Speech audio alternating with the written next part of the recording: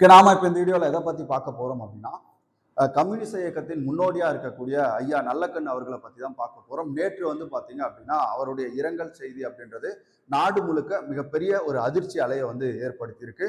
உடல்நல குறைவு காரணமா அவர் என்ன பண்ணியிருக்காரு அப்படின்னா மருத்துவமனையிலே சிகிச்சை பலனின்றி இறந்திருக்காரு. ஓகேவா? அவருக்கு நம்முடைய சேயோன் ஐஏஎஸ் அகாடமி சார்பாக இரங்கல் செய்தியை தெரிவிச்சுக்கலாம். வீர வணக்கத்தையும் வந்து பாத்தீங்க அப்படின்னா தெரிவிச்சுக்கலாம். சரி, ஐயா நல்லக்கண்ணை பத்தி நம்ம பார்க்கணும் அப்படின்னா இப்ப நிறைய பேருக்கு ஐயா நல்லக்கண்ணை பத்தி தெரியாது. குறிப்பா அவர் வந்து பாத்தீங்க அப்படின்னா ஒரு சுதந்திர போராட்ட வீரர், அவர் அரசியல்வாதி அப்படின்ற பார்வையில தான் இப்ப இருக்கக்கூடிய மக்கள் அவர் அணுகுவாங்க. ஆனா அவர் வந்து பாத்தீங்க அப்படின்னா ஒரு சுதந்திர போராட்ட வீரர், விவசாய தங்க தலைவரா இருந்து நிறைய விவசாய போராட்டங்களை வந்து பாத்தீங்கன்னா முன்னெடுத்து நடத்தியிருக்காரு. அதே மாதிரி தாமிரபரணி ஆறுகளில் நடந்த நிறைய கனிம வள கொள்ளைகளை வந்து பாத்தீங்க அப்படின்னா அவரு தடுத்து நிறுத்தியிருக்காரு. தீண்டாமைக்கு எதிராக நிறைய போராடி இருக்காரு. குறிப்பா வந்து பாத்தீங்கன்னா மதுரை மாவட்டத்துல தாழ்த்தப்பட்ட மக்கள்ல இருந்து வந்த தலைவர்கள், ஓகேவா, அந்த தலைவர்கள் வந்து பதவியேற்க முடியாத சூழல் இருக்கும்போது இவர் என்ன பண்றாரு அப்படின்னா நீதிமன்றத்தை நாடி அவர்களுக்கான உரிமைகளை வந்து பெற்றுக் கொடுத்திருக்காரு. இந்த மாதிரி எண்ணற்ற விஷயங்களை வந்து பாத்தீங்கன்னா நம்ம ஐயா நல்லக்கண்ணு அவர்கள் செஞ்சிருக்காரு. குறிப்பா இந்த காலகட்டத்துல வந்து பாத்தீங்க அப்படின்னா ஒரு எளிமையான அரசியல்வாதி அப்படின்னு நம்ம இந்தியா முழுக்க பார்த்தோம் அப்படின்னா அதுல நம்ம விரல் விட்டு எண்ணக்கூடியதுல முக்கியமான ஒரு நபர் வந்து பாத்தீங்கன்னா ஐயா நல்லக்கண்ணு அவர்கள். அதுக்கு காரணம் என்ன அப்படின்னு பாத்தீங்கன்னா அவர் பொது உடைமை கொள்கையால ஈர்க்கப்பட்டார். கம்யூனிச சித்தாந்தத்தை அவர் வந்து பாத்தீங்கன்னா பின்பற்றின ஒரே காரணம் தான் அவர் இந்த அளவுக்கு எளிமையா இருக்கிறதுக்கு மிக முக்கிய காரணம். இப்ப இருக்கக்கூடிய தலைமுறைக்கு அவரை பத்தி தெரியுமா அப்படின்றது ஒரு கேள்விக்குறிதான். ஏன் அப்படின்னா அறியப்படாத ஒரு அரசியல் தலைவராகவே அவர் என்ன பண்ணியிருக்காரு, இருந்திருக்காரு. சரி, அவரை பத்திய முக்கியமான விஷயங்கள் வந்து நம்ம தொகுத்து வச்சிருக்கோம், அதை நம்ம பார்ப்போம். ஓகே, ஐயா நல்லக்கண்ணு அவர்களுடைய வாழ்க்கை வரலாறுல அவர் எங்க பிறந்தார் அப்படின்னு சொல்லிட்டு கேட்பாங்க. ஓகே, அவர் எங்க பிறந்தார் அப்படின்னு பாத்தீங்கன்னா 1925 டிசம்பர் 26 வந்து பாத்தீங்கன்னா திருநெல்வேலி மாவட்டம் ஸ்ரீவைகுண்டபுரத்துல பிறந்தார். ஓகேவா? இதுல குறிப்பா இந்த திருநெல்வேலி மாவட்டம் அப்படின்றது பிரிக்கப்படாத திருநெல்வேலி மாவட்டம். இப்போ வந்து இது ஸ்ரீவைகுண்டம் எங்க இருக்கு அப்படின்னா தூத்துக்குடி மாவட்டத்துல இருக்கு. இப்போ இந்த 1925 தான் இந்தியாவில கம்யூனிச இயக்கம் அப்படின்றது தொடங்கப்பட்டது. அதே ஆண்டு வந்து பாத்தீங்கன்னா ஐயா நல்லக்கண்ணு அவர்கள் திருநெல்வேலி மாவட்டம், பிரிக்கப்படாத திருநெல்வேலி மாவட்டம் ஸ்ரீவைகுண்டத்துல பிறந்தார். ஓகே, அவருடைய பெற்றோர்னு பார்க்கும்போது ராமசாமி கருப்பாயி, பெற்றோர்னு பார்க்கும்போது ராமசாமி கருப்பாயி இணையாருக்கு வந்து மகனாக அவர் பிறந்திருப்பார். அவருடைய அரசியல் வாழ்க்கைன்னு பார்க்கும்போது முதல்ல அவர் வந்து பாத்தீங்கன்னா ஒரு சுதந்திர போராட்ட வீரர்.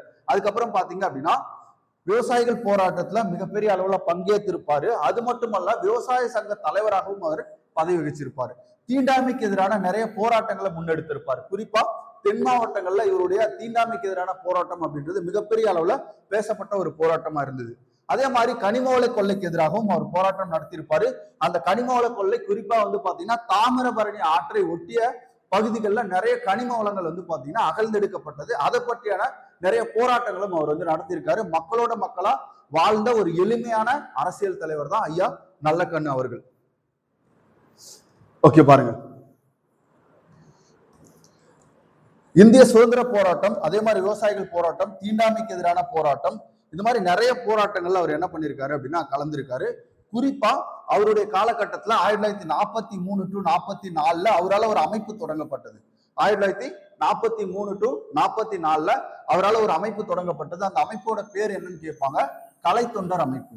இந்த கலை தொண்டர் அமைப்பு மூலம் என்ன பண்ணிருக்காரு அப்படின்னா மக்களுக்கு அரசியல் விழிப்புணர்வை ஏற்படுத்துறாரு. ஓகேவா? கலை தொண்டர் அமைப்பின் மூலம் மக்களுக்கு அரசியல் விழிப்புணர்வை ஏற்படுத்துறாரு. என்ன மாதிரி விழிப்புணர்வு அப்படின்னா சமத்துவம்னா என்ன, சகோதரத்துவம்னா என்ன, உங்களுடைய உரிமைக்காக நீங்க எப்படி போராடணும், உங்களுடைய உரிமையை வந்து பாத்தீங்கன்னா நீங்க எப்படி கேட்கணும், இது மாதிரி நிறைய விஷயங்கள் வந்து பாத்தீங்கன்னா அவர் வந்து இந்த கலை தொண்டர் இயக்கம் மூலம் மக்களுக்கு சொல்லி கொடுத்திருப்பாரு. ஓகேவா? இப்போ உங்களுக்கு தேவைன்னா நீங்க எப்படி வந்து ஒரு அரசு அலுவலகத்தை அணுகணும் அப்படின்ற பல்வேறு விஷயங்கள் இந்த கலை தொண்டர் இயக்கம் மூலம் அவர் என்ன பண்ணியிருக்காரு அப்படின்னா செஞ்சு கொடுத்திருக்காரு. அதே மாதிரி வந்து பாத்தீங்க அப்படின்னா 1944 தான் அவர் என்ன பண்றாரு அப்படின்னா கம்யூனிஸ்ட் இயக்கத்துல இணையறாரு. கம்யூனிஸ்ட் இயக்கத்துல எப்ப இணையறாரு அப்படின்னா 1944 கம்யூனிஸ்ட் இயக்கத்துல இணையறாரு. அப்படி இணைஞ்சு ஒரு கிளை செயலாளரா இருந்து படிப்படியாக ஒரு மாநிலத்தினுடைய தலைவராகவும் வந்து நம்ம ஐயா நல்லக்கண்ணு அவர்கள் உருவாகி இருப்பார். இதுல பாருங்க, 1948 கம்யூனிஸ்ட் கட்சிக்கு வந்து பாத்தீங்க அப்படின்னா ஒட்டுமொத்தமா இந்தியாவில் தடை விதிக்கப்படுது. எப்போ அப்படின்னா 1948. அப்ப இந்த காலகட்டத்துல நிறைய கம்யூனிஸ்ட் தலைவர்கள் என்ன பண்ணியிருந்தாங்க அப்படின்னா அங்காங்கே மறைந்து செயல்பட்டார்கள். அப்படி மறைந்து செயல்பட்ட நிறைய தலைவர்கள்ல நம்ம ஐயா நல்லக்கண்ணுவும் ஒருவர். அதனால அவர் என்ன பண்றாரு அப்படின்னா கைது செய்யப்படுறாரு. எப்போ அப்படின்னா 1948. அப்ப கைது செய்யப்பட்டு அவர் எப்ப விடுதலை அடைகிறாரு அப்படின்னா 1956 வந்து பாத்தீங்கன்னா விடுதலை செய்யப்பட்டிருப்பார். அடுத்து பாருங்க, 1992 மாநில செயலாளராக, ஓகேவா, தமிழ்நாட்டினுடைய மாநில செயலாளராக அவர் என்ன பண்றாரு, பதவி ஏற்கிறாரு. எப்போ 1992. இவருடைய காலகட்டத்தில் நடந்த மிக முக்கிய நிகழ்வு அப்படின்னு பாத்தீங்கன்னா 1975 அவசர நிலை பிரகடனம், எமர்ஜென்சி இருந்தது இல்லையா, அந்த எமர்ஜென்சி காலத்துல வந்து கைது செய்யப்பட்டு சிறையில் இருந்திருக்காரு. இதுல குறிப்பா வந்து பாத்தீங்க அப்படின்னா இவருடைய காலகட்டத்துல இந்த 1948 to 56 இருக்கு இல்லையா, இந்த 1948 அவர் கைது செய்யப்பட்ட போது அவரோடு சேர்ந்த கம்யூனிஸ்ட் இயக்க தோழர்களை வந்து பாத்தீங்கன்னா காவல்துறை என்ன பண்றாங்க, எங்க இருக்காங்க, அவங்களுடைய மறைந்திருக்கக்கூடிய இடத்தை வந்து கண்டறியறதுக்காக காவல்துறை நடவடிக்கை மேற்கொள்றாங்க. அப்போ வந்து பாத்தீங்க அப்படின்னா ஐயா நல்லக்கண்ணு அவர்கள் என்ன பண்றாரு அப்படின்னா போலீசாரிடம் சிக்கிப்பாரு. அப்ப போலீசார் விசாரணையில வந்து பாத்தீங்கன்னா அவருடைய மீசைகள் வந்து பாத்தீங்கன்னா புடுங்கப்பட்டதாக அவரே என்ன பண்ணிருப்பாரு அப்படின்னா ஒரு மேடையில சொல்லியிருப்பாரு. ஏன்னா அந்த அளவுக்கு துன்பத்தை தாங்கியும் அவர் என்ன பண்ணல, தன்னோடு இருந்த சக தோழர்களை காட்டி கொடுக்கல. ஓகேவா, அந்த அளவுக்கு ஒரு நேர்மையான மனிதர். ஓகே பாருங்க, அடுத்து 1992 மாநில செயலாளராக அவர் பதவி வகித்திருப்பாரு. தமிழ்நாடு கம்யூனிஸ்ட் பார்ட்டியோடைய மாநில தலைவராக அவர் என்ன பண்ணிருப்பார் அப்படின்னா இருந்திருப்பாரு. அவருடைய காலத்துல நடந்த மிக முக்கிய நிகழ்வு 1975 அவசர நிலை பிரகடனத்தின் போது அவர் கைது செய்யப்பட்டு சிறையில் அடைக்கப்பட்டார். அதே மாதிரி 1992 தமிழ்நாடு கம்யூனிஸ்ட் கட்சியுடைய மாநில செயலாளராக இருந்திருப்பாரு. ஓகேவா, அடுத்து பாருங்க, 1999 எம்பி எலெக்ஷன்ல வந்து அவர் என்ன பண்றாரு அப்படின்னா போட்டிடுறாரு. இதுவரையில் அவர் வந்து பாத்தீங்க அப்படின்னா ஒரு எம்எல்ஏவோ ஒரு எம்பியாவோ வந்து பாத்தீங்கன்னா பதவி வகிக்காத ஒரு நபர்.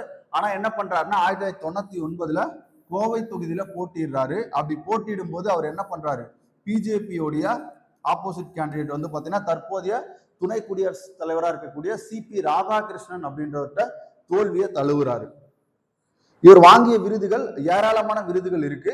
குறிப்பா 2007 அம்பேத்கர் விருதும் 2022 தகைசால் தமிழர் விருதும் இவருக்கு கொடுக்கப்பட்டது. இப்போ இந்த விருதுக்காக என்ன பண்ணிருப்பாங்க அப்படின்னா விருது பட்டயம் கொடுப்பாங்க. அதே மாதிரி வந்து பாத்தீங்க அப்படின்னா உங்களுக்கு அதற்கான விருது தொகையும் கொடுப்பாங்க இல்லையா. இந்த மாதிரி விருது தொகை எல்லாம் என்ன பண்ணாரு அப்படின்னா ஒரு விவசாய சங்கங்களுக்கும் ஏழை எளிய மக்களுக்கு உதவுவதற்காக அரசினுடைய பொது நிதியிலேயே அவர் என்ன பண்ணியிருப்பாருன்னா திரும்ப கொடுத்திருப்பாரு. அந்த அளவுக்கு ஒரு நன்மதிப்புள்ள ஒரு நல்ல மனிதர். ஓகே, இவருடைய சிறப்புன்னு பாத்தீங்க அப்படின்னா எளிமையான வாழ்க்கை வாழ்ந்திருப்பாரு. அதே மாதிரி சமத்துவ கொள்கையில மிகப்பெரிய பிடிப்பு கொண்டவர். விவசாயிகள் மற்றும் தொழிலாளர்கள் உரிமைக்காக நிறைய போராட்டங்களை நடத்தியிருக்காரு. அதே மாதிரி மக்கள் தலைவர் என்று மக்களால் என்ன பண்றாங்க அப்படின்னா இவரை அழைக்கிறாங்க. இவர் வந்து பாத்தீங்க அப்படின்னா விவசாய சங்க தலைவராகவும் என்ன பண்ணியிருப்பாரு, விவசாய சங்க தலைவராக கிட்டத்தட்ட 13 ஆண்டுகள் வந்து பாத்தீங்கன்னா இருந்திருப்பார். அந்த அளவுக்கு ஒரு முக்கியமான மனிதர். இந்த நாள்ல இவர் ஏன் நினைவு கூறுறோம் அப்படின்னா இந்த மாதிரியான அரசியல் தலைவர்கள் வந்து வெளியில தெரியாமலே போயிடுறாங்க. ஓகேவா, அந்த அளவுக்கு ஒரு நல்ல மனிதர். சமகாலத்துல வந்து பாத்தீங்க அப்படின்னா மிக எளிமையாக வாழ்ந்த ஒரு அரசியல் தலைவர். கம்யூனிச சித்தாந்தத்தை முழுமையா உள்வாங்கின ஒரு அரசியல் தலைவர். அவர் வந்து பாத்தீங்க அப்படின்னா சுதந்திர போராட்டத்திற்காகவும் என்ன பண்ணியிருக்காரு, போராடி இருக்காரு. விவசாயிகள் நலன், தொழிலாளர்கள் நலன், தாழ்த்தப்பட்ட மக்களுக்கான நலன், இப்படி பல்வேறு தரப்பு மக்களுடைய நலனுக்காக போராடிய ஒரு உன்னதமான மனிதர் தான் ஐயா நல்லக்கண்ணு அவர்கள். நேற்று வந்து பாத்தீங்க அப்படின்னா அவர் இறந்த செய்தி மிகப்பெரிய அதிர்ச்சி அப்படின்றது நமக்கு எல்லாருக்குமே தெரியும். அதனால இன்னைக்கு அவருடைய வாழ்க்கை வரலாறை பத்தி நம்ம என்ன பண்ணியிருப்போம் அப்படின்னா அவர் வாழ்க்கையில் நடந்த சில முக்கியமான விஷயங்களை நம்ம இங்க எடுத்து தொகுத்து கொடுத்திருக்கோம்.